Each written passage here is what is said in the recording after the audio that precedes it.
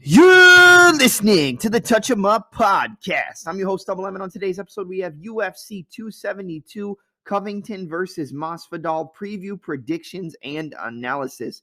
UFC 272 takes place from the T-Mobile Arena in Las Vegas, Nevada, this Saturday, March 5th. In the main event, you have a grudge match, one of the most personal grudge matches in the history of the UFC, so big it can headline a pay-per-view without a championship. Even though, quote unquote, this may be for the BMF championship, unofficially, you've got Colby Chaos Covington, the number one ranked welterweight in the world, coming off of a razor-thin decision loss to the champion in Kamaru Usman, going up against the number 6 ranked BMF champion in Jorge Gamebred Masvidal. So without any further ado, let's get this started and step into the ring. All right, everybody, we're here with the UFC 272 predictions on the podcast. I'm excited to get these out to you. I know it's somewhat, late for the week. I wanted to get them out actually to you guys on Monday. However, that just wasn't able to get done just due to time constraints and stuff like that. But as long as we give you guys a couple days to digest these predictions before the big fight this weekend, I think that Thursday's a good day, huh? But, we already talked about, we didn't talk about it, but we already mentioned the main event. Colby Covington and Jorge Masvidal, former teammates, former roommates, about as personal as you can get for a UFC bout. Former training partners over at American Top Team, former roommates, like we said. They used to live together. I believe Colby lived on Masvidal's couch. There was a whole debacle about Colby not paying their head coach like $12,500. It was said during the press conference or I'm not the press conference, but one of the interviews before the fight.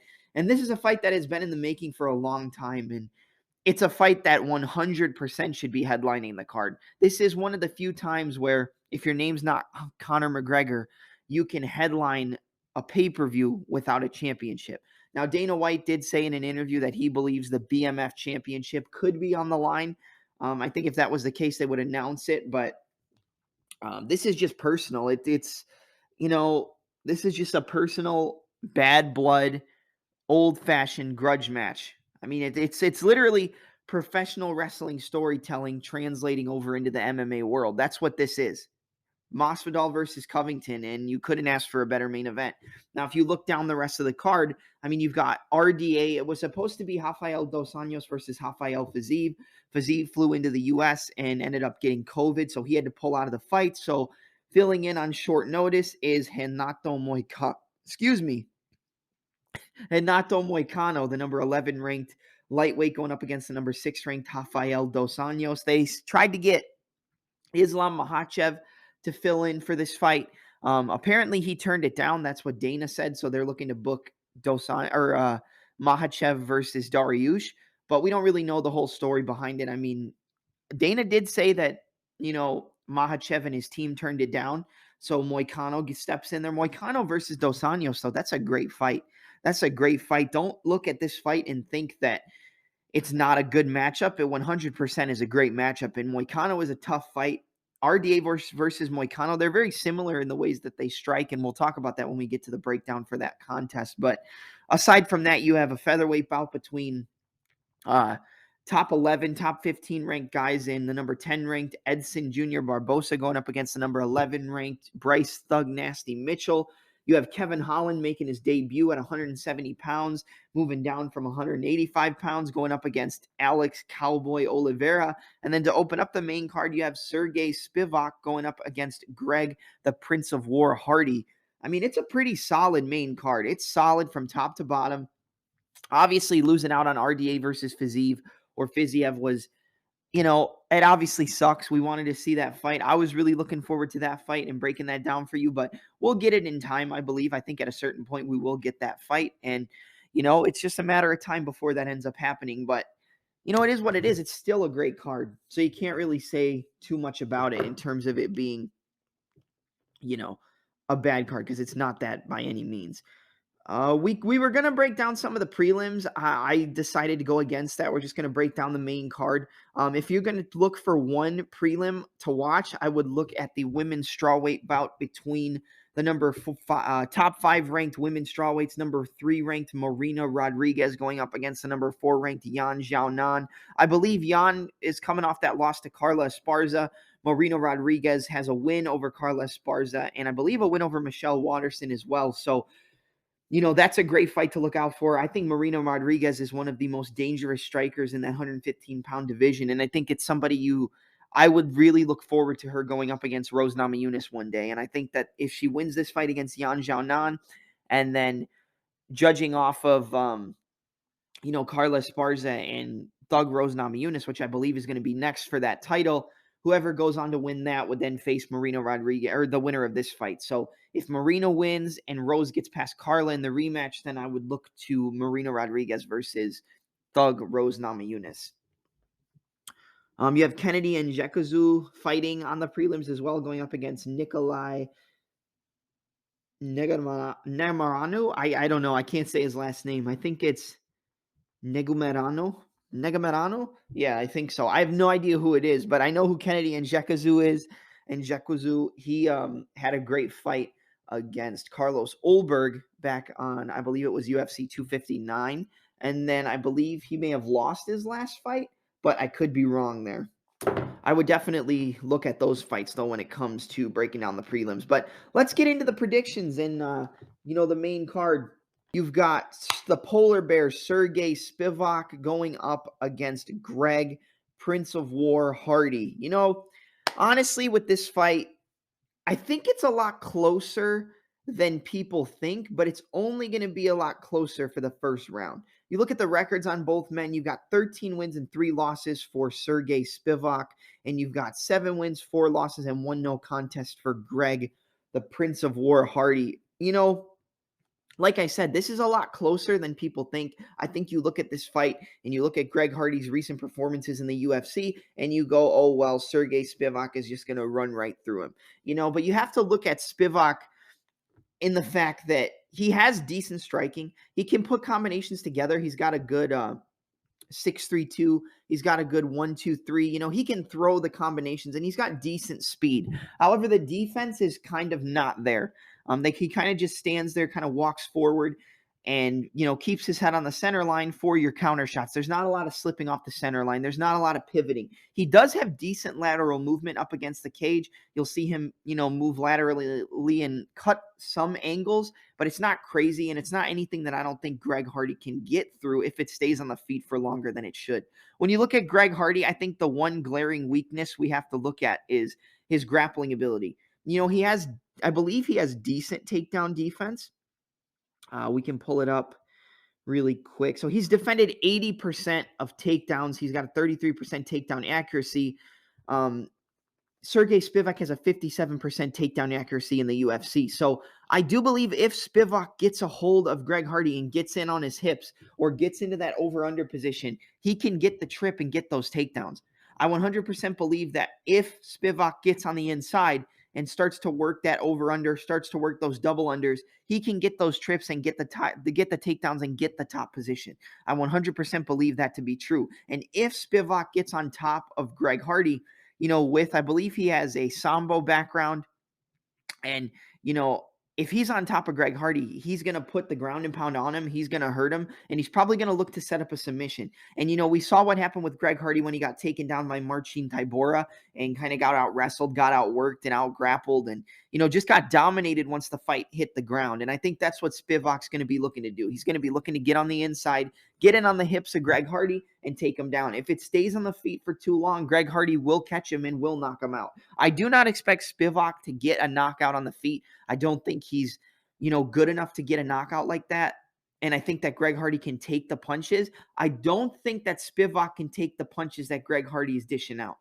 This is honestly, in my opinion, it's not a pick'em, but it's close because it's basically wherever the fight takes place, the dominant person in that aspect is going to win. If it stays on the feet, I expect Greg Hardy to catch Sergey Spivak and knock him out. I know he's a former NFL player. I know a lot of people give Greg Hardy a lot of shit, but that guy's got power. He's got speed. He's very explosive. His 1-2 down the middle, the 1-2 pull 2. I mean, he's got fast hands, and he's got power. You saw him catch Tai Tuivasa and wobble him before he ended up getting knocked out with that brutal left hook up against the cage. He rushed in, due to inexperience, got caught and got finished. He went 3 rounds with Alexander Volkov. I mean, that's one of the best heavyweights in the world. He barely loses, and it was a competitive fight. Yes, I did think that, Alexander Volkov clearly won the fight, but it was competitive. It wasn't that Greg Hardy went in there and got completely whitewashed and just completely dominated. It wasn't like that. And with this fight, I'm going to lean towards Sergey Spivak. I just think that he's going to be able to avoid those heavy shots in the first round. He's going to get in on the hips of Greg Hardy, get to that body lock, start working the trip takedown, start working the hip tosses, the throws, get to the top position, grind out Greg Hardy, get to the half guard, get to the full mount, and work the ground and pound. I think he's going to soften him up with the ground and pound, look for a submission. He'll bail on the submission and go back to the ground and pound and eventually get the TKO. So my pick is Sergey Spivak to defeat Greg Hardy via a... We'll go second round TKO. I think he'll survive the first. I think he'll hurt Spivak early. Spivak will shoot the takedown. He'll get the grappling going, but it's going to be towards the end of the round, so Greg will survive. Then going into the second round, it's going to be more of the same. You'll see Spivak get in on the hips, get the takedown, work from the top position, and get that ground and pound TKO. So my pick is Sergey Spivak to defeat Greg Hardy via a second round TKO. All right. Up next on the main card, you have a battle in the welterweight division. You have the welterweight debut of Kevin Trailblazer Holland. He's going up against a veteran of the UFC, a veteran in the lightweight and welterweight divisions, in one of the only other cowboys in the UFC, in Alex Cowboy Oliveira. This is a great fight, and honestly, it's the perfect fight for Kevin Holland to go down to 170 pounds. I mean, you see him working a lot on his wrestling. He's been working a lot on his takedown defense, his get-up ability with Johnny Hendricks out at Hendrickistan, what he likes to call it. So he's been working with Johnny Hendricks. He's been working on his takedown defense. He's been working on his wrestling, his ability to stay on the feet. You saw it showcased against Kyle Dawkins in his last fight, obviously before the headbutt and then the eventual rear naked choke submission. Due to a headbutt, it was called a no contest. I kind of wish that headbutt never happened because I did pick Kyle Dawkins to end up submitting Kevin Holland. And although it was correct, it was incorrect because it was due to that, him basically getting knocked out by that accidental headbutt. But I kind of wish that fight didn't go the way that it did. I wish it had a more definitive ending because that pick would have looked really good on my part. But Kevin Holland has, had a little bit of a rough start considering he went 5-0 in 2020 and against the likes of a Jacare Souza. Here, let's see. We can pull it up. Who did he beat in 2020? Because that was Kevin Holland's year.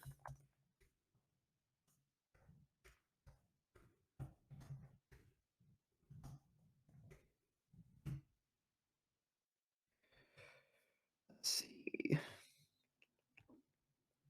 So he beat... Here. So he beat Anthony Hernandez back at UFC on ESPN, Overeem versus Harris in the first round via knockout. Came back and beat Joaquin Buckley via third round KO. After that, he beat Darren Stewart by decision, and then he beat Charlie Ontiveros via first round submission. It was basically due to an injury. And then following that, he ended the year at UFC 256 with that beautiful first round knockout over Ronaldo Jacare Souza off of his back. He had his foot on the hip of Jacare as Jacare was kind of in like a stack guard. He kicked off the hip, got onto his own hip, kind of like a shrimp position, and whipped a right hook, I believe, in. Hurt him, jumped on him, and got the TKO. But he hurt him prior to that with a shot off of his back, and you saw Jacare cover up and like lower his head because he had gotten hurt prior to that. But he kicked off the hip, kind of whipped that opposite leg to get some torque into the punch, landed on the chin of Jacare, jumped on him, stood over him as Jacare was folded backwards and got the knockout. One of the most brutal knockouts we've seen in the UFC and a phenomenal knockout there. But then you go into 2021 and even Kevin Holland himself said it wasn't really his year. He went into 2021 and hold on a second, we'll pull that up. So in 2021, he went 0-2 I guess you could say 0-3, but the last one was a no contest. Let's see. So he lost to Marvin Vettori via decision. That was on April 10th, 2021. Prior to that, he lost to Derek Brunson via decision at UFC Fight Night, Brunson versus Holland. So decision loss to Derek Brunson, got dominated in the wrestling. Decision loss to Marvin Vettori, got dominated in the wrestling. Came in against Kyle Dawkins, looked good to start with the takedown defense and ability to stay on his feet, but then obviously the accidental headbutt and the rear naked choke spelled, something different. So now he's down at 170. He's trying to make a run at that welterweight championship, and this is a great first fight for him at 170 pounds. Alex Oliveira, he's 22 wins, 11 losses, 1 draw, 2 no contest. Kevin Holland coming back 21 wins, 7 losses, 1 no contest. Alex Oliveira is basically, in my opinion, he's like the gatekeeper of the welterweight division. You have to get through Alex Oliveira in order to, make your way into that top 10, make your way into that top 5. You have to beat a guy like Alex Oliveira. I mean, everybody has done it. Newcomer Shavkat Rakhmonov defeats Alex Oliveira. When Donald Cerrone was making his run at 170 pounds, he defeated Alex Cowboy Oliveira in the Battle of the Cowboys. I mean, Carlos Condit tried when he was on that comeback, trying to get on that comeback, and Oliveira beat him, but you look at Alex Oliveira's last fight, we'll break it down, and we'll go over some of his last few fights before this one. Let's see. So he lost a decision to Nico Price back at UFC Fight Night, Santos versus Walker. He lost via first-round submission to Randy Brown. That was at UFC 261 back in April of 2021. Before that, he lost via submission to Shavkat Rakhmonov at UFC 254. Prior to that, he beat Peter Sabata via decision. Prior to that, he beat Max Griffin via decision, which is a decent win for him. And then before that, he had a fight with Mickey Gall that got canceled. Then going back into 2019, he lost a decision to Nicholas Dalby, lost a decision to Mike Perry. So, Alex Oliveira has not had the most success in the UFC. He's been very cold lately. It's been a while since he's got a win, and he's been used as a gatekeeper. Like, you have to get past Oliveira. Oliveira, when he first came onto the scene, he was a dangerous competitor, and he's still dangerous. He's a wild man. That's what they call him. He's a wild man. He can go for submissions. He can try to lock up submissions in very unorthodox positions. He's got power on the feet. He's got explosiveness, but he's very wild. And when you have two wild men going up against each other, and Kevin Holland and Alex Oliveira, I think that Kevin Holland is just better everywhere the fight goes. He's a Brazilian Jiu-Jitsu black belt under Travis Lutter. He can lock up submissions from just about anywhere. He almost locked up a submission on Jacare back at their fight, but he's very, free-flowing on the ground. He can, chain submissions from armbar to omoplata to triangle. You saw him almost catch Thiago Santos in a submission back when he fought him. I believe it was his UFC debut. He stepped in on short notice against Santos, but he went for an armbar, went for a triangle, went for an omoplata, almost locked him up, but didn't get it. He's very wild, and I think that going up against Oliveira, who's also wild, it can leave yourself open for shots that maybe you wouldn't have gotten hit with if it was a different, circumstance.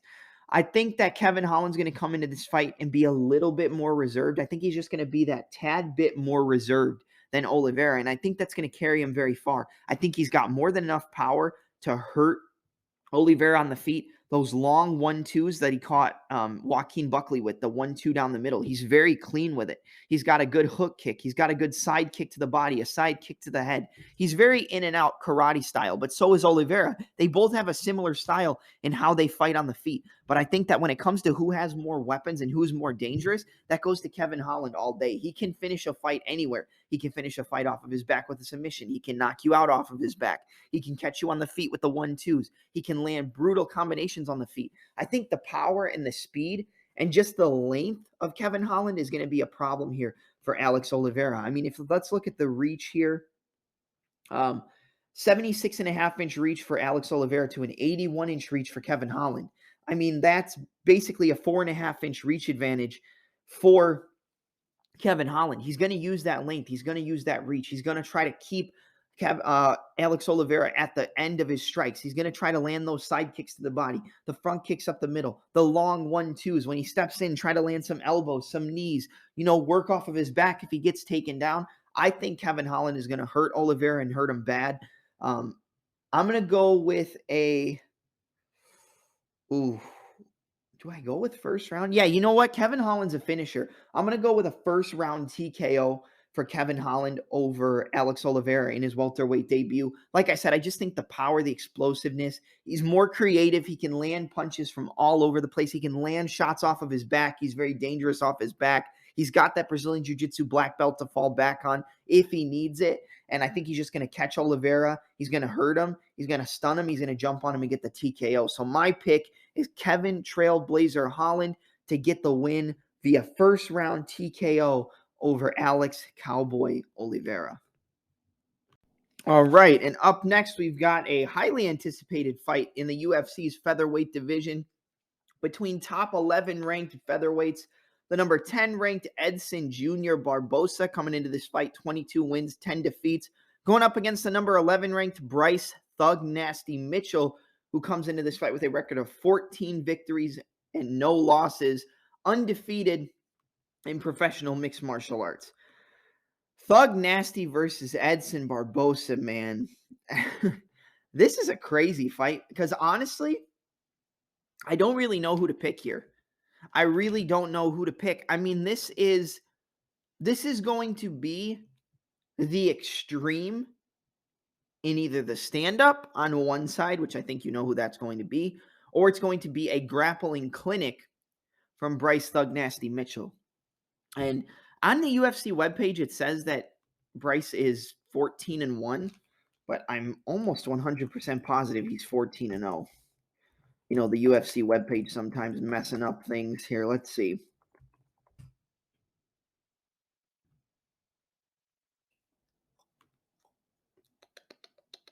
Hold on.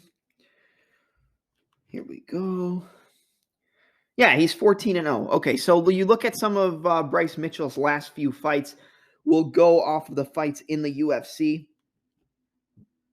First, back at the Ultimate Fighter 27 finale, he had a decision victory over Tyler Diamond, who now fights over in the PFL, the Professional Fighters League. That was back in July of 2018. He had a decision victory over Bobby Moffitt back in March of 2019. He had a twister submission over Matt Sales back in December of 2019, the second fighter in the history of the UFC to ever pull off a twister, the first being the Korean Zombie over Leonard Garcia back in, I believe, 2012, I think. And then you've got the decision victory over Charles Rosa back at UFC 249, which was just a grappling clinic against a very talented grappler in his own right in Charles Rosa. And then most recently, a decision victory over Andre Touchy-Feely at UFC Fight Night Hall versus Silva on Halloween 2020. UFC Fight Night 181. So, decision victory over Charles Rosa, decision victory over Andre Feely, twister submission over Matt Sales, decision victory over Bobby Moffitt, decision victory over Tyler Diamond. When you look at Edson Barbosa's last few fights, let's see. We've got the loss to Giga Chikadze. That was his first loss at 145 pounds via third-round KO. Prior to that, he had that third-round knockout over Shane Burgos back at UFC 262. Prior to that, in his featherweight debut, he had a decision victory over Makwan Amirkhani. Before that, well, it wasn't his featherweight debut, actually. So he beat Makwan Amirkhani back at UFC Fight Night Moraes vs. Sandhagen. Then prior to that, he lost the decision to Dan Ige. But in my opinion, I know it doesn't matter because at the end of the day, whatever goes in the books is the result of the fight, and that's just it. But I believe he beat Dan Ige. So let's just say he beat Dan Ige. Then he beat Amirkhani. Then he beat Burgos. Then he lost to Giga Chikadze. I mean, you obviously can't say that statistically because he did lose that decision to Ige, but in my opinion, Barbosa beat Dan Ige, and that was his featherweight debut. That was one of the first UFC fight nights when the UFC came back after going on a break from COVID. That was May 16th, 2020. UFC Fight Night Overeem versus Harris. But he dropped Dan Ige 2 times in that fight. He hurt him multiple times. Yes, he got out wrestled towards the end, which could, spell disaster for him in this fight. But, he's looked good at featherweight. He looked decent against Giga Chikadze. Looked very close in the first round, close in the second round. And then obviously Giga was just hurting him, the longer the fight went on. And he just couldn't take the damage anymore and kept getting caught, getting hurt. But he was able to check a lot of body kicks, check a lot of low kicks. And, he looked good in that fight. He didn't look outmatched. It was very close. That fight was very close until it wasn't. And once it wasn't, that's when Giga took over and finished him. Going up against the guy in Bryce Mitchell, like I said, this fight's going to go one of two ways. Either Barbosa is going to be able to keep it on the feet, use that lateral movement, use that light on the feet, in and out, chop those inside low kicks, because Mitchell is going to be fighting primarily southpaw, Barbosa fighting orthodox. The thing with Mitchell is he switches a lot between southpaw and orthodox, but mainly a lot of his attacks are going to be coming from southpaw. He's going to be looking to step on that back foot and come over the top with the overhand left, shoot that straight left down the middle, get the right hook on the lead hand of Barbosa, step to the outside, get that outside foot, land that overhand left. That's what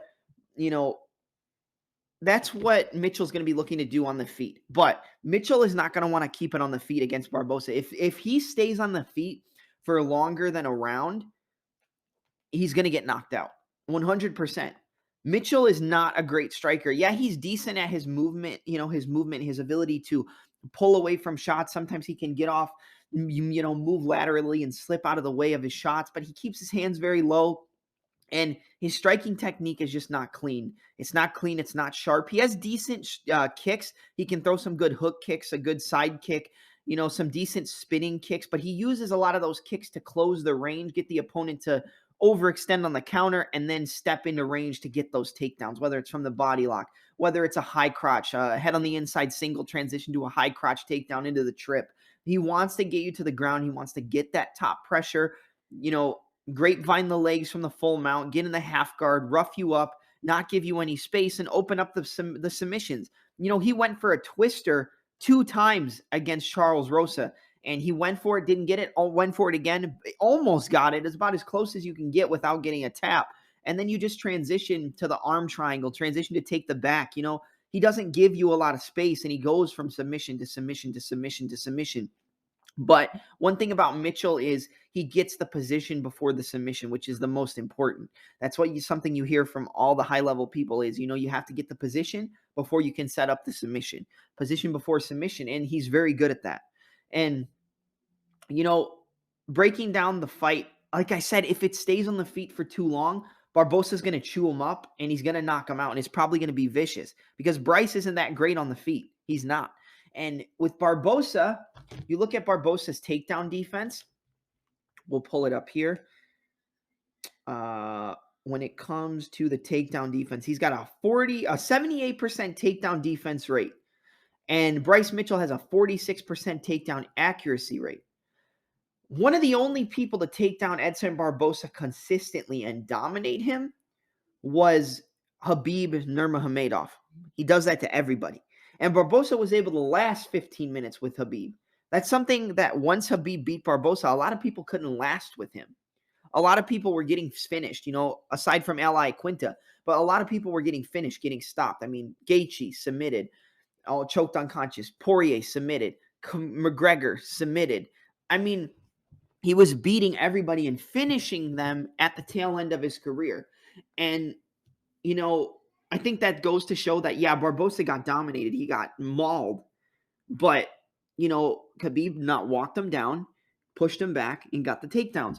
Barbosa does have the tendency to succumb to the pressure sometimes. I mean, you can go as far back as the fight against Tony Ferguson back at the Ultimate Fighter finale back in, I believe, 2015, 2016, somewhere around there. He was able to walk him down. He was able to push him back. And Barbosa's always moving. He's moving around, He's shuffling his feet, using the angle steps, moving laterally, moving in and out. He's so explosive that if you can push him back, you can get him to wilt to the pressure. Now, even Burgos was getting him to do that. Burgos was getting him to move backwards. He was pushing him back. He was roughing him up with the strikes, but Barbosa stayed in there. Then he was able to kind of find his openings. Boom, boom, left hook to the body, left hook up top. Boom, boom, rip, rip. Boom, boom, chop the low kick. Boom, boom, left hook to the body. 1, 2, 3, boom, chop the inside low kick. Barbosa, I think, has been better at dealing with pressure, but once you get him to that point where he's constantly being pushed back, outworked, over and over and over and over again, that's the point where, he tends to fade, and when he starts to fade, he fades off hard. Now, I could see this fight playing out very similarly to the Beneil Dariush fight with Edson Barbosa. Now, Andre Fili caught Bryce Mitchell with a flying knee in their fight. It stunned him. It hurt him. It didn't land clean. It backed him up. It backed him up to the cage, and he had to cover up real quick. And then obviously when, Fili stepped in, he shot the takedown, and then obviously worked his beautiful grappling. If Edson Barbosa gets taken down early in the fight against Bryce Mitchell, it's over for Barbosa. If Barbosa gets taken down in the first round and Bryce is able to work from the half guard, use that shoulder pressure that he uses so well, just get that shoulder on the chin and grind into you and get out of the half guard, open up his hips by sitting in that reverse scarf type of position, and then using that to step over into the mount, grapevine your legs, chest to chest, chest on your head, just boom, boom, boom, roughing you up with the ground and pound to then set up the submissions. It's going to be a long night for Barbosa, but the problem is, I do think that Bryce is going to get a takedown, but he's going to have to walk through hell, fire, and brimstone to get that freaking takedown, man. And I think the speed and accuracy and the power that Barbosa possesses, I think it's going to be too much for Mitchell. I think that it could happen, Like, I don't want to see people sitting there completely counting out Bryce Mitchell because he's not a great striker. He's not a great striker, but he uses his strikes greatly to set up those takedown entries. And that's what you have to look at. You can't, he's not a clean striker. If it was strike for strike, Barbosa would kill him. But it's not a kickboxing match. It's MMA. And you have to take everything into account. And, stylistically, I think that this fight is very tough for both men. But I just think that the speed and the accuracy of Barbosa on the feet and the power that he possesses, Bryce Mitchell leaves himself open a lot. I think he's going to walk into something. Like I said, I could see it playing out similarly to that Beneil Dariush where he's just pushing him back. Pressure, pressure, pressure, going for takedowns. And then boom, he just gets caught with something stepping in. A flying knee, a spinning hook kick, something. But I expect Edson Barbosa to time one of those, one of those takedown entries or time, Mitchell trying to close the distance. Catch him with a, you know what? I'm going to go crazy here. I'm going to say that he catches Bryce Mitchell with a spinning wheel kick and hits him, drops him, and knocks him out. So my pick is Edson Jr. Barbosa to you know what? No. I'm not going to go that crazy. If that actually happens and I go back on it, then it's my bad. But I'm going to say he catches Mitchell stepping in with an uppercut. He's going to catch him on a level change. He steps in, boom, times that uppercut, drops him, and gets the knockout. So my pick is Edson Jr. Barbosa to hand Bryce Thug Nasty Mitchell his first professional loss via I'm going to go second round here. Second round knockout. Catching him stepping in with an uppercut or a kick, but I'm going to stick with the uppercut for now. If you look at the odds for some of the fights that we've broken down, Barbosa's a plus 145 underdog to a minus 165 for Mitchell. I would say that's about accurate for the line. I think that's a good line. I think Barbosa is a good underdog. He was an underdog against Shane Burgos as well, and you see how that one played out. The line for Kevin Holland and Alex Oliveira is kind of crazy, minus 320 to a plus 250 for Alex Oliveira. It should not be that high. At the most, a minus 220 to maybe like a plus 160. I mean, that's kind of what well, you know what? Maybe a plus 200 to like a minus 250, something like that. I think that's a little bit better. And then Hardy versus Spivak, I would say that's pretty accurate for the line. Maybe Spivak should be a little bit higher, maybe like a minus 230, or maybe a minus 240 to like a plus 190. I think that'd be probably a better line there. But yes, my pick is Edson Barbosa to defeat Bryce Mitchell via second round knockout. All right. All right, and now we move to the co-main event of the evening in the UFC's lightweight division. It was originally set to be the number 6 ranked Rafael Dos Anjos going up against the number 10 ranked, I believe number 10 ranked Rafael Fiziev. Fiziev had to pull out this week due to COVID, and now steps in the number 11 ranked Renato Moicano, coming off of that second round submission victory at UFC 271 over Alexander Hernandez. So you've got number 6 ranked Rafael Dos Anjos, former lightweight champion, former welterweight contender, going up against the number 11 ranked Renato Moicano. This is a good fight. Now, I know it's not the same as Fiziev versus RDA. I was really looking forward to that fight too. That was a fight I was really looking forward to. I wanted to see that fight so bad. I just think that it was going to be back and forth. I think RDA was eventually going to get finished, but this is definitely a better fight for RDA, but it's still a difficult fight nonetheless. Both of these guys are honestly, in my opinion, they're very similar. I think that they're both good on the feet. I think that RDA has better kicks. I think that he has the better striking. I would say RDA is a better striker than Moicano, but Moicano's clean. Do I call him clean? I guess I would say Moicano is efficient on the feet. He doesn't go crazy. He doesn't overextend all the time. But you saw his striking kind of get exposed against Fiziev. But early on, he was catching Fiziev with that step in straight left. He was grabbing a hold of the guard and landing the straight left down the center. He was catching him. He was hurting him early on. And then eventually he got caught with that fade off left hook to the body, left hook up top. I think it was, it was a left to the body. It was a feint right hand, step in with the left shot to the body. Boom. Right hand follow up on the break. Boom. A left hook off the break. And Moicano just goes down into a heap. But after that fight, he's got that second round submission over, was it first round? I think first round submission over Jai Herbert. And then he's got that second round submission after he hurt Alexander Hernandez on the feet. Excuse me. And then here, let's see. We can throw it up here. Can I just look him up?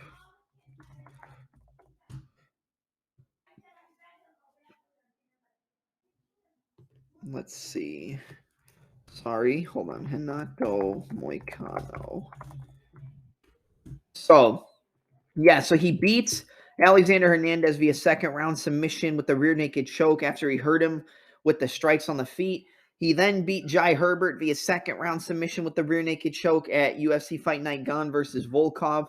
Prior to that, he lost via knockout to Rafael Fiziev. That was at UFC 256. Like I said, fade off, left shot to the body, right hand up top, boom, left hook on the break. Prior to that, they were supposed to fight at UFC Fight Night Smith versus Clark, and the fight got canceled and then pushed back to December. He then beat Damir Hadzovic via first round submission at lightweight. And I believe that was his debut at lightweight after moving up from 145 pounds.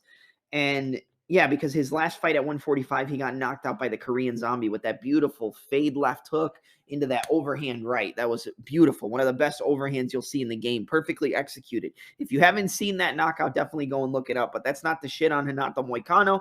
That's just, it was a great knockout. But he's been on a tear. He beats Hadzovic in his lightweight debut. He then goes on. He loses via first round KO to Rafael Fiziev. Comes back, gets a second round submission over Jai Herbert, then comes back and gets a second round submission over Alexander Hernandez. So he's 3-1 since his move up to 155 pounds. His best win coming over the likes of Alexander Hernandez, obviously, at UFC 271, February 12th. He's stepping into this fight on 5 days' notice. It's literally 5 days' notice because it was supposed to be Fiziev. They tried to get Islam Makhachev to step in. That didn't work out. But now you've got RDA's last fight. RDA's last fight was against Paul Felder. It was originally set to be against, Islam Makhachev, which is why they tried to get Makhachev to step in. He just fought Bobby Green last weekend, didn't take any damage. He was there. He was ready. They tried to get him to step in. Apparently, Dana White said Makhachev turned down the fight. But, who knows the real story? I guess that's why Dana said we're just going to look to book Dariush versus Makhachev next. Rebook that fight because we tried to get him to step in against RDA and Islam turned it down, or his team turned it down. RDA's last fight was against Paul Felder. That was November 2020. Okay, I said no, 2019. I was way off. My bad. That's my bad. So November 2020, he defeated Paul Felder, who stepped in to fill in for Islam Makhachev, who he was originally supposed to fight on that night. So Felder versus Dos Anjos, he beats him, decision. Close fight in the beginning, but RDA just kind of took over. I'd say it was probably 4-1 at the least. Could have been 5-0. I think it was probably 5-0, 50-45, 49-46. Close, competitive. It was a competitive fight, but I wouldn't say it was a close fight. But Dos Anjos won via decision, and then he hasn't fought since then. So it's been over a year since we've seen RDA. It's been about 16 months since RDA stepped into the octagon. He made his way back to 155 after being up at 170 and looked great in his return. And I mean, cardio was good, combinations was good, the speed, the wrestling, the takedown entries, the top control. I mean, everything looked great for RDA. He looks phenomenal. And now we're going to see what's next for him. Now he goes up against Renato Moicano. And I said earlier that both of these men are very similar in the way that they fight. I don't mean like carbon copies of each other. I don't want you to think that, but Moicano, primarily orthodox fighter, left lead in front, right foot and back power in the right cross, left hook, RDA, southpaw. So you're going to get that outside foot battle. Outside foot, right foot on the outside of the lead left of the orthodox fighter, left foot on the outside of the lead right foot in the southpaw, obviously. You want to get that outside foot, usually using a hook to set it up or fake the jab, slap the lead hand, step out, boom, set up the power, set up the lane for the power cross down the middle. That's what you want to do. When it's coming to southpaw versus orthodox, the southpaw is going to have that back kick to the body. It's going to be a little bit better for that southpaw to chop that kick, just whip it in, because it's going to be attacking the liver, I believe. If you're a southpaw, you're going to be attacking the liver when you throw that left kick to the body. So they want to step to the outside, boom, chop that left kick to the body, whip it in. That's something we're going to see him look to use a lot in RDA. He's going to look to use it a lot against Moicano. Let's get that outside foot, land that straight left down the center. He loves to throw that straight left. Boom, follow it up with the body kick. Straight left, left body kick. Straight left, step to the outside, get that a little bit of an angle adjustment. Boom, left kick to the body. He's going to be looking to work those body shots all night, I believe. With Moicano, I think he's going to look to tie it up and get RDA up against the fence, get in the over-under position, get in the double unders in the clinch, work the knees, work the elbows. I think we're going to see him look to use a grappling-heavy approach in this fight against RDA. One thing we have to mention that I didn't mention, I mentioned it earlier, but I didn't mention it when I was breaking down this fight. This is a 5-round co-main event. This isn't a 3-round fight. This is a 5-round fight. Moicano has never fought 5 rounds before. He's been in 5-round main events, but he's never fought 5 rounds. RDA has gone 5 rounds multiple times. He went 5 rounds against Robbie Lawler, 5 rounds against Colby Covington, 5 rounds against Anthony Pettis, 5 rounds against Kamaru Usman. He's gone 5 rounds. 5 rounds with Paul Felder in his last fight. He can keep the pace, keep the pressure. He can go for 5 rounds. Moicano, we don't know. We haven't seen him have to go 5 rounds. So it's going to be interesting. He's stepping in on short notice, but he just fought recently. He's in good shape. I mean, obviously he's out of shape for camp, but you're in good shape and your timing and everything is going to be better because you just fought like a month ago, 3-4 weeks ago. You're stepping in. Yeah, it's short notice, but you just competed. It's not like you haven't fought in 5 or 6 months. It's not like you haven't fought in 4 or 5 months. You just fought. So you're in shape. You're probably in good shape to go 5 rounds if you have to, but we haven't seen Moicano have to do that. I do think Moicano is a dangerous fight here for RDA because we've seen RDA doesn't really have trouble with strikers. One of the only strikers RDA has had trouble with was Eddie Alvarez. And you saw how that fight played out. Boom, he landed the overhand right, stunned him, and then wobbled him on the feet and hurt him, got the first round KO. He doesn't really have a lot of trouble with strikers. If you go toe-to-toe with RDA, he can beat just about anybody on the feet. Not a lot of people have given him trouble. He walked right through Robbie Lawler. I mean, dominated him. It's the wrestlers. It's the high-level wrestlers that give RDA a lot of trouble. The Colby Covingtons, the Kamaru Usmans. Even Eddie Alvarez, he's a wrestler, but he didn't really have to use it. I mean, the people that give RDA the most trouble are the heavy decorated wrestlers. Other than that, he goes back and forth with just about anybody. And I think that Moicano is a decently tough matchup if he uses his takedowns, if he uses the clinch control, try to get into the clinch, step into the clinch, over under position, get RDA up against the cage, grind your head on his chin, knees to the thighs, knees to the body, try to work the takedowns. If you don't get the takedowns, work back up, try to enter, get those takedown entries, fake the takedown, throw the 1-2, fake it, 1-2-3, fake it, dip down. He likes to do that dip with the lead shoulder, boom, come up the middle with the uppercut. Look for him to try to do that against RDA. Slip inside the jab of RDA because RDA likes to fight behind a jab. He has a very active jab from that southpaw side. 1, 2, 3 jabs. Boom, straight left. 1, 2, hook, body kick. He's going to look to work behind that jab. If Moicano can time that jab, boom, dip the shoulder, get all the weight on the rear foot, and come up the middle with the uppercut. Level changing uppercut, like a Chad Mendez. He's probably the best example for who used it the most. But little shoulder roll kind of, level change, dip down, uppercut up the middle. He used it against Alexander Hernandez. He's pretty good at pulling away. He's good at countering on the feet. And I think we're going to see him look to land a lot of counters on RDA. The one thing that I think is similar with both of these guys, that this is where I made the comparison, they don't really move their head off the center line. They're kind of head stationary. Yeah, they'll move, but it's mainly moving with their feet. It's not moving their head. You don't see RDA usually slip off the center line. You don't see him slip, roll. You don't see Moicano slip. He'll pull a lot. Moicano will pull back. He'll pull back and try to counter with the straight, pull back, counter uppercut hook, pull back, hook, uppercut, jab, cross. But you don't see him slip counter with the jab, slip counter with the right hand over the top of the jab. You don't see that a lot. You don't see it from RDA either, which means that, when the opponent counters, or if Moicano counters RDA, if Dos Anjos counters Moicano, they're going to be there for the counter shots, and that's something that it's going to be there for either guy.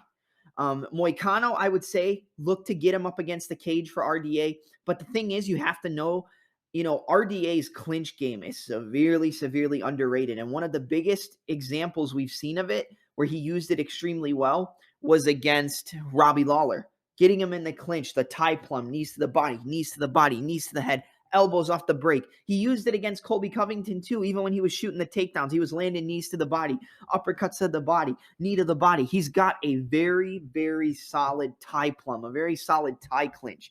And I think that even if Moicano works that wrestling, tries to work that Brazilian Jiu-Jitsu black belt that he has, I think RDA is the better wrestler. I think that Moicano is the better jiu-jitsu artist. But I think that RDA's wrestling, I don't know. It's going to be interesting to see if both of these guys go to the ground, because RDA is a black belt. Moicano is a black belt. They're both decorated jiu-jitsu artists. But I feel like if somebody's going to get a submission, it's going to be Moicano submitting RDA. If somebody gets a submission on the ground, I think it's going to be Moicano finding an opening to set up a submission. Now, RDA's gotten submissions. He's gotten arm triangles. He's gotten rear naked chokes before. He can get submissions. I just think that in this contest, if somebody's going to get a submission, it's going to be Moicano. But I honestly think RDA is going to be able to keep it on the feet. I think if he takes the fight to the ground, he's going to be able to control the positions from the half guard, from the side control, he's not going to want to play around in the closed guard of a Moicano. I don't think he's going to want to do that. And I honestly don't really see RDA looking to use too much wrestling here. I think he will the later the fight goes, in the third, the fourth, the fifth. But I think he's going to keep it on the feet for the majority of it. Look to land that straight left hand. Look to land the right hook. Moicano doesn't move his head off the center line too much. He has gotten rocked in his fights. He has gotten chinned, knocked out by the Korean Zombie, stunned by Jose Aldo, knocked out by Rafael Fiziev. He can get stunned. His head is there to get hit. So is RDA's. But I think the person who's more durable on the feet is RDA. The person who has more weapons on the feet, it's Dos Anjos. He can work from the clinch. He can stand at kickboxing range. He can box with you. He's got a great left hook, a good right hook, a good left uppercut, a good 1-2 left body kick, chopping the inside low kicks. I think he's going to work those low kicks a lot on Moicano. Moicano's got that long, lanky, frame. Not lanky, but he's just a long guy. He's going to look to chop that inside kick, come back with the right hook, left inside low kick, boom, right hook on the retraction. I just think that the striking on the feet is going to be too much for Moicano. I think the longer the fight plays out, it's going to become more and more evident.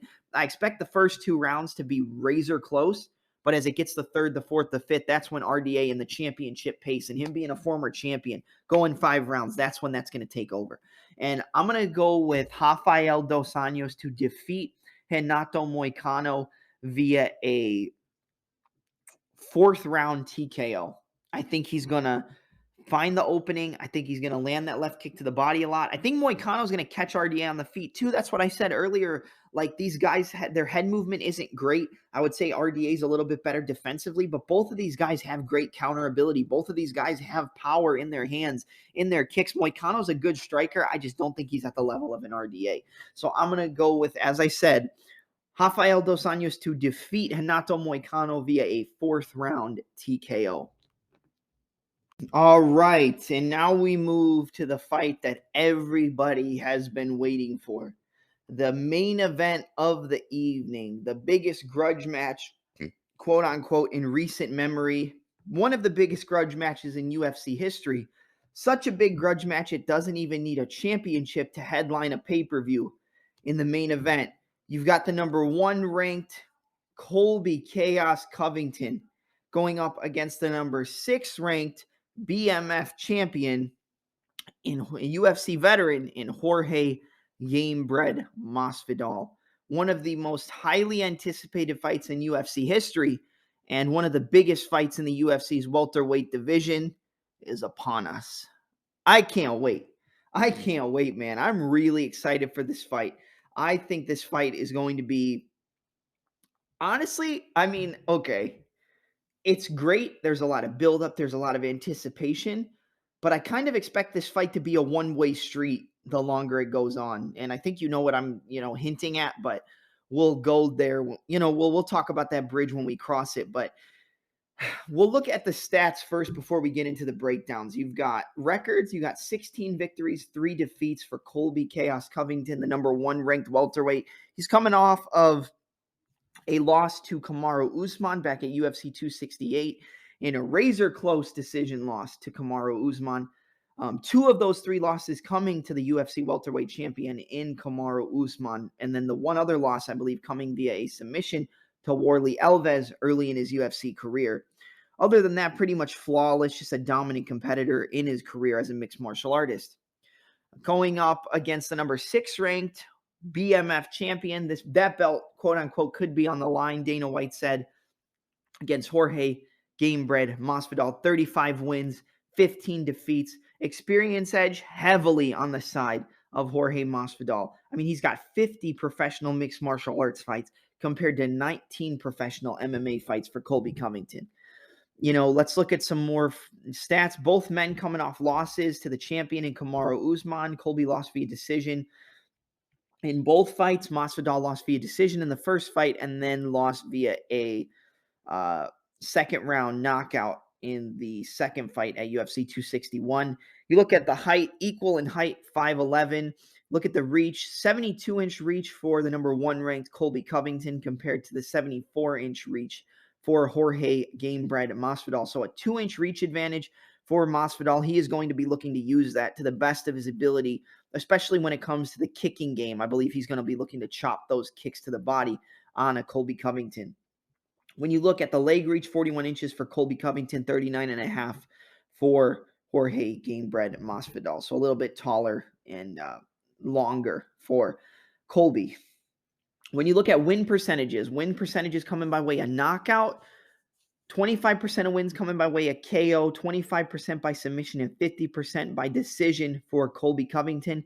46% of wins coming by way of knockout, 6% by submission, and 49% via decision for Jorge Masvidal.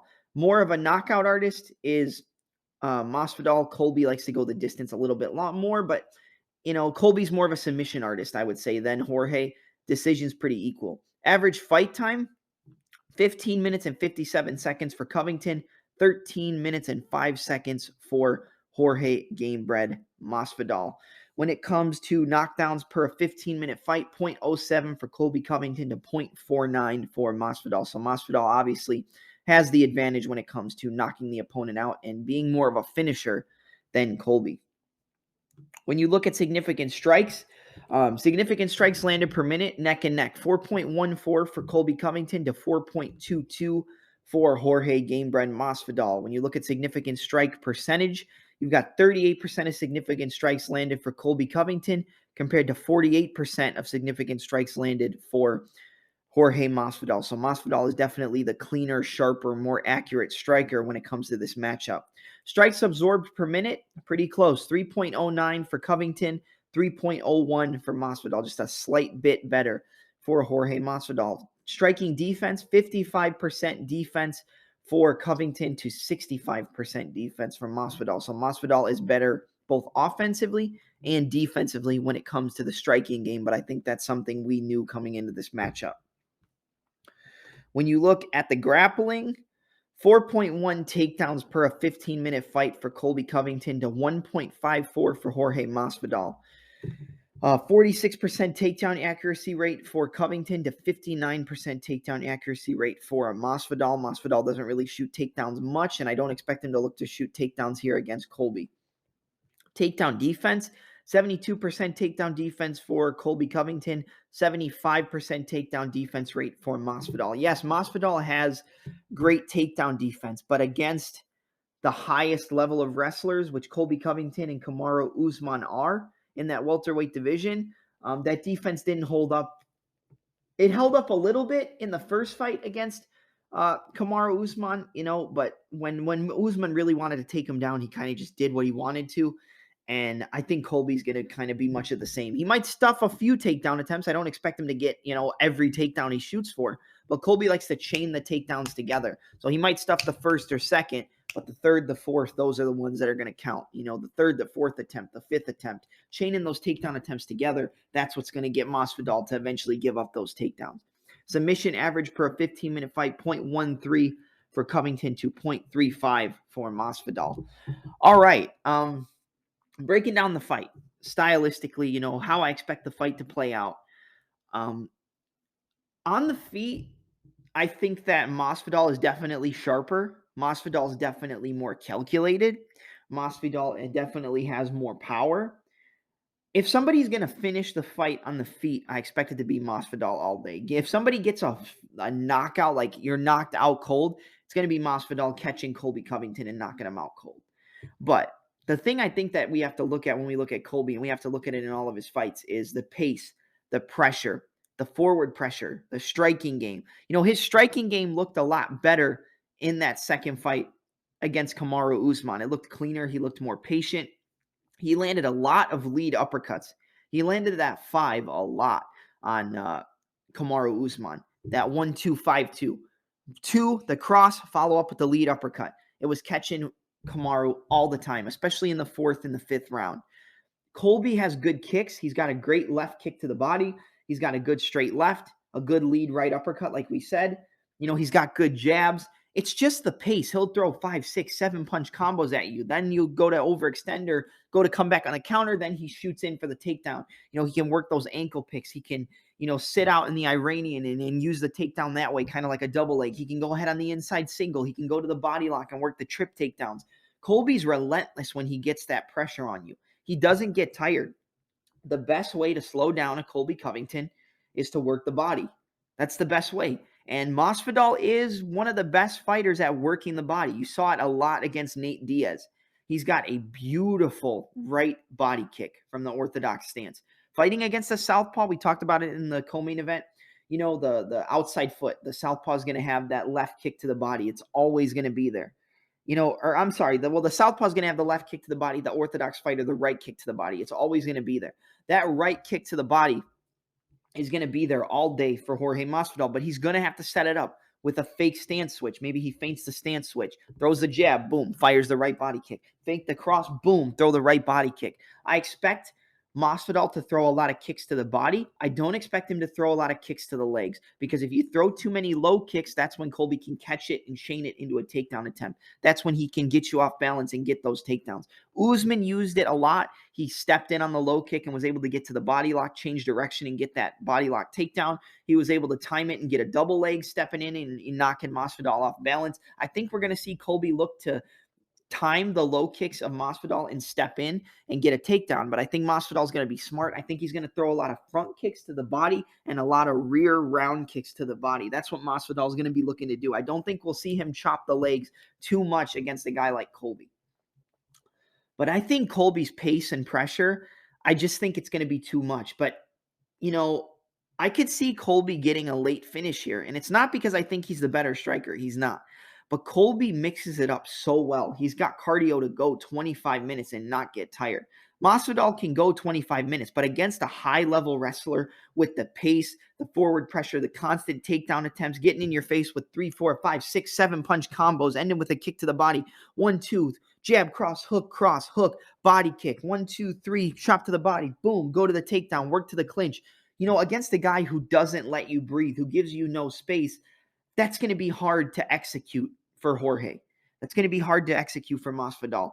He literally has to just find that opening and knock out Colby. That's the only way he wins. The only way Masvidal wins this fight is by catching Colby with a shot and knocking him out cold. If anybody can do it, it's Jorge. Look at the fight against Ben Askren. Oh, if he gets taken down by Askren, it's over. It's a wrap. He times that entry, sees him ducking his head, flying knee right in the beginning of the round. Fastest knockout in UFC history. 1 round, that was it. A fight that a lot of people were so worried about Masvidal against Askren. Boom, knocks him out in the first round. That was like the rebirth, the baptism of the new version of Jorge Gamebred Masvidal. He can do that to Colby. But Colby's smart. Colby's calculated. Colby's a decorated fighter. He's an intelligent fighter. He might come off with this brash, cocky, character before the fight, this heel, chicken shit heel type of thing. But he's a smart guy. Colby is a smart fighter, and he knows how to fight, and he knows how to use a game plan to get that fight to where he wants it to be, and to put a pace on and a pressure on a guy that they can't deal with and just drown them in the wrestling, in the takedowns, in the ground and pound like he did against Damian Maia. I mean, honestly, I think that in the first 2 rounds, Colby has to be careful, because that's when Masvidal is going to knock him out. I would say the first 2 rounds. And then if Colby gets to his wrestling, which he's going to, chaining the takedowns together, the singles, the doubles, the body locks, the trip takedowns, working from the top position, getting the back, getting the referee position, and sinking your weight down like a Habib, tying the wrist up, landing the ground and pound, just getting on top and just pounding and pounding and pounding. That's going to tire out Jorge. When he's tired, that's when the wrestling is going to work more. That's when it's going to open up, what Colby wants to do is drown him, take him out of there, beat him to a pulp. That's what Colby wants to do. I think Colby is going to dominate this fight. Like I said, I think the first 2 rounds, Masvidal is way better on the feet. He's got way better striking. He's way sharper. He's got a lot more power. The one thing that Colby's open to over and over and over again is a left hook. The one thing that Masvidal is extremely well versed at is a left hook. You saw him catch Cowboy Cerrone with it. I believe he caught Jake Ellenberger with it. He's got a beautiful left hook, a jab into a check left hook. He landed it on Usman. Colby got hit twice and dropped twice with the same left hook against Kamaru Usman. Going up against an orthodox fighter versus the southpaw, I think Jorge might fake the rear body kick, take that outside angle, get the outside foot, boom, chop that left hook as Colby tries to shoot that straight left. Look for him to step to the outside, right body kick, pull back, boom, left hook. If Colby gets knocked out on the feet by Jorge and it's with a punch, it's going to be with a left hook.